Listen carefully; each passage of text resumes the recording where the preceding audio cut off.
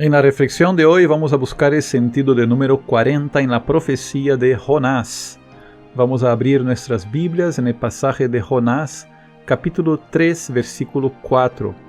Prepara también tu cuaderno de apuntes para explorar juntos la simbología de ese pequeño libro profético y encontrar elementos que nos ayuden a vivir mejor el tiempo de la Cuaresma. Yo soy Ricardo Braz y te doy la bienvenida a más un episodio de la Cuaresma con la Biblia.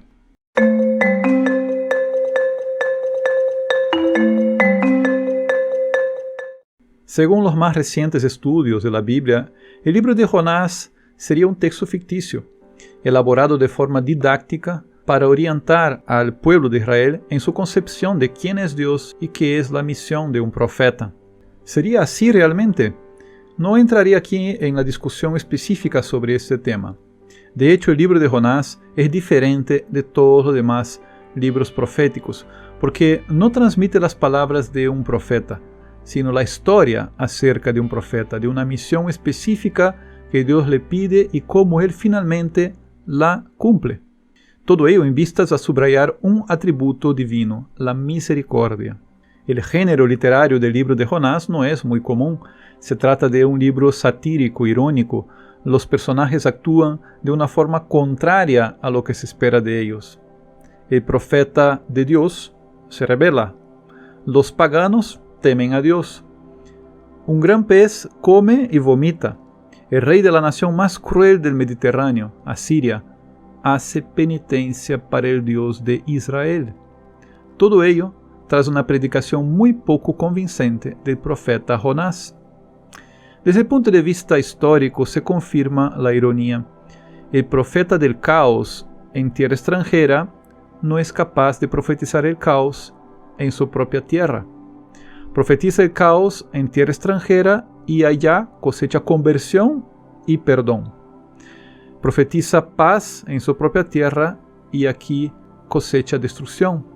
Dios perdona a los asirios, pero los asirios no perdonan a Israel. ¿Y quién era Jonás? Jonás fue conocido como Jonah ben Amittai, es decir, Jonás hijo de Amittai. Su nombre, Jonah, en hebreo significa paloma. Ya en sí mismo el nombre del profeta trae una cierta ironía, porque la paloma es signo de la inocencia y la sencillez, mientras que las actitudes de Jonás parecen contradecir esa inocencia.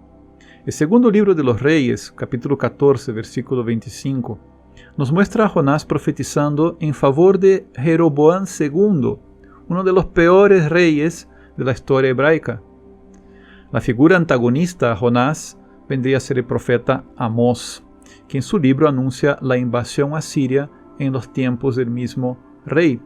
Eso lo vemos en Amós capítulo 6, versículos 13 y 14. ¿Por qué Jonás anunciaría triunfos de un rey como Jeroboam II, que hizo el mal a los ojos del Señor, como dice 2 de Reyes 14, 24? Es decir, Jonás es un profeta sospechoso, más parecido a un falso profeta. De hecho, Jonás aparece en la historia como un hombre que está siempre buscando sabotear los planes de Dios. Huye de su misión. Tiene miedo de ir a Nínive a profetizar su destrucción. Miedo humanamente justificable por el hecho de que los ninivitas eran extremadamente violentos para con los emisarios de los pueblos extranjeros que se resistían al vasallaje. Jonás no acepta la misión profética. Se amarga con Dios y consigo mismo. Prefiere la muerte antes que servir a Dios. Pide ser arrojado de la embarcación en medio de la tempestad para no tener que ir a Nínive. Pero después de pasar 3 días en el vientre del gran pez y ser vomitado en las orillas de la playa, Jonás finalmente acepta, a regañadientes, pero acepta la misión que Dios le ordena. La ciudad de Nínive era realmente muy grande. El relato lo evidencia decir que eran necesarios 3 días para recorrerla. Pero no fue necesario más que un día para que la predicación de Jonás tuviera éxito. Tuvo éxito tan pronto Jonás comenzó a adentrarse en la ciudad e hizo un día de camino. Jonás 3, versículo 4. ¿Y cómo es la predicación de Jonás en Nínive? Se trata de una predicación muy sencilla como una paloma. ¿Qué palabras pronunció Jonás en su predicación? También está en Jonás 3:4. Él caminaba proclamando lo siguiente: dentro de 40 días Nínive será destruida. ¿Acaso no es esa una predicación sencilla? Tan sencilla que podemos hasta pensar que es una predicación mezquina, porque Jonás no entra en detalles, Jonás no predica a los ninivitas el camino a seguir para llegar a esa conversión, no orienta al pueblo sobre qué hacer para que la destrucción no ocurra. Jonás quiere que Nínive sea destruida por Dios. Esa siempre fue su intención y así la confiesa al final. Eso está en Jonás 4, versículo 2. Jonás huía de Dios porque sabía que Dios obraría el arrepentimiento en los corazones de los asirios. Jonás sabía que Dios es clemente y misericordioso, tardo a la cólera y rico en amor, pero Jonás no tiene ese amor de Dios en su corazón. Jonás quería que Nínive, la capital del imperio más cruel de la historia, fuera destruida. Jonás una vez más intenta sabotear el plan de Dios siendo un profeta del caos y no del perdón y de la esperanza. Pero en ese sencillo anuncio, en ese anuncio aparentemente tan mezquino, vemos dos elementos muy importantes, elementos que Dios va a utilizar para mover el corazón de los asirios y no destruir ese pueblo, sino obrar en ellos la conversión. Vamos a ver esos dos elementos. Cuando el profeta Jonás dice que Nínive será destruida, en otras traducciones leemos arrasada, podemos recordar, por ejemplo, la destrucción de Sodoma y Gomorra, en Génesis 19:21. Dos pueblos paganos, llenos de violencia y costumbres realmente pervertidas. Pero también puede significar una transformación, un cambio, es decir, Nínive será transformada. Ahora bien, esa transformación vendría en 40 días. Podemos pensar en la fuerza de simbolismo de esa expresión. Cuando Jonás dice 40 días, no habrá hecho resonar en la memoria de los paganos la catástrofe del diluvio. ¿Tendrían los asirios la sensibilidad suficiente para entender que Jonás estaba anunciando, como Noé, una destrucción de gran magnitud? El pueblo de Nínive, politeísta y lleno de costumbres pervertidas, dio una respuesta inesperada, una respuesta totalmente diferente a las expectativas de Jonás. El relato dice lo siguiente, que los ninivitas creyeron en Dios, ordenaron un ayuno y se vistieron de sayal desde el mayor al menor, y que pronto la palabra llegó al rey de Nínive, que se levantó de su trono, se quitó su manto, se cubrió de sayal y se sentó en la ceniza.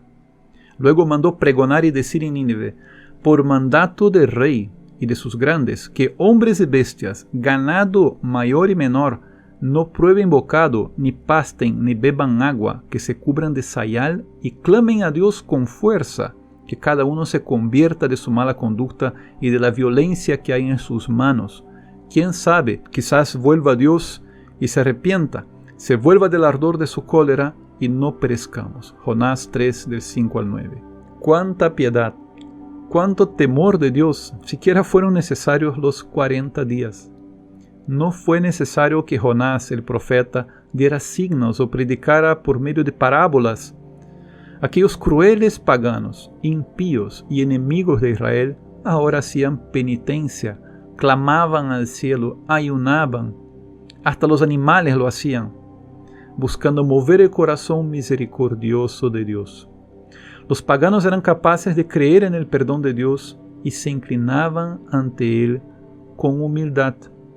¿Qué explicaría aquella actitud tan radical de los ninivitas? ¿Habría sido suficiente la breve, pero inspirada, predicación de Jonás? ¿Acaso la fama de Jonás lo había precedido? ¿Sabían los ninivitas que Jonás había estado en el vientre de un gran pez por 3 días y que ahora tocaba las puertas de su ciudad?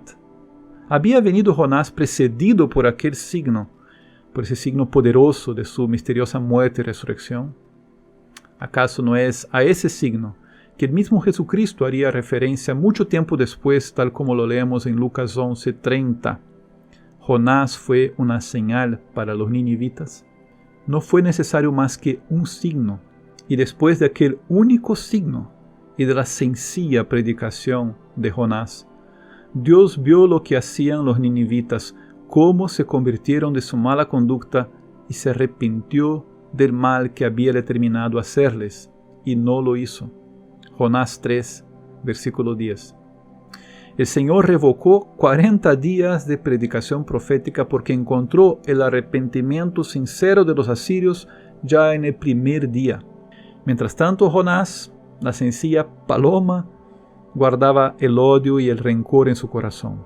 El capítulo 4 del libro de Jonás nos cuenta el disgusto y la irritación del profeta ante la actitud misericordiosa de Dios.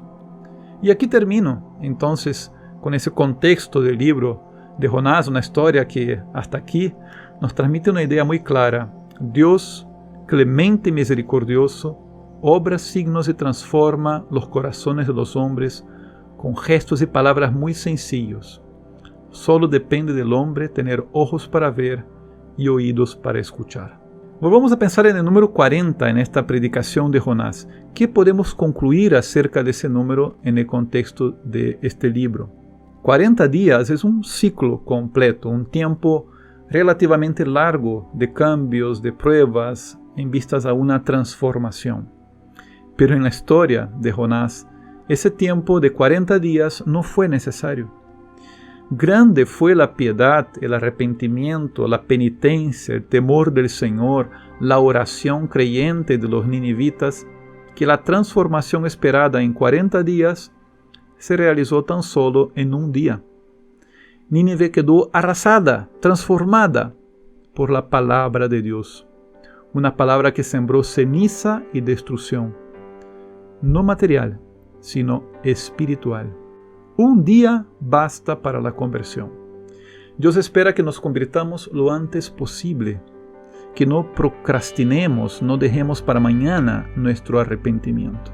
Dios espera que no busquemos más señales. Dios ya nos ha dado grandes señales.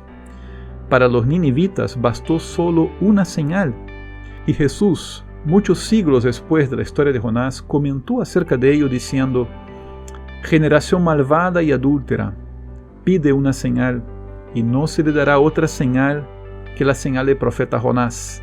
Porque de la misma manera que Jonás estuvo en el vientre del cetáceo 3 días y 3 noches, así también el Hijo del Hombre estará en el seno de la tierra 3 días y 3 noches. Los ninivitas se levantarán en el juicio con esta generación, y la condenarán, porque ellos se convirtieron por la predicación de Jonás. Y aquí hay algo más que Jonás. Mateo 12, 39, 41. Esta ha sido una reflexión bíblica breve, sencilla. Si queremos profundizar más sobre el tema, será necesario que sigamos estudiando y orando con la Biblia. Y antes que te vayas, te pido que valores ahora mismo esta reflexión y la compartas en tus redes sociales, deja tu comentario, suscríbete para que sigas recibiendo más formación y meditaciones sobre la Biblia.